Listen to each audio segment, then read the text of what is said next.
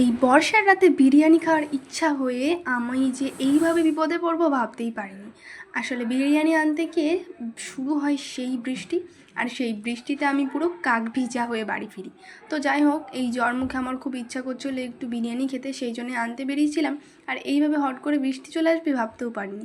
আর তার মধ্যে আমার ছাতাটাও হালকা ফুটো ছিল, সেই জন্য মাথাটাও ভিজে গেছে, একদম পা থেকে কোমর অবধি, প্লাস মাথাও ভিজে।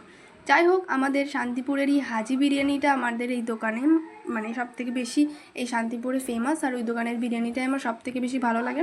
আগে একটা ডিম, এক পিস চিকেন, একটা আলু দিয়ে 100 টাকা নিত, এখন 110 টাকা নিচ্ছে, বাট ডিমটাকে বাদ দিয়ে দিয়েছে।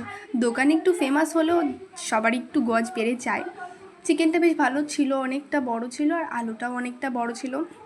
আর সত্যি বলতে বিরিয়ানিতে কম মশলা থাকে, আর এই বিরিয়ানিটা আমার সত্যিই খুব ভালো লাগে। হালকা একটু আলু আর চিকেন আর এক টুকরো পেঁয়াজ দিয়ে খেতে যে কী ভালো লেগেছিলো। আর কেউ কিছু মনে করো না, বর্ষাকাল বোঝোই, সেই জন্য জামা কাপড় না শুকানোর কারণেই ঘরে এরকম মেলে দেওয়া। তো সেই ছিল খেতে,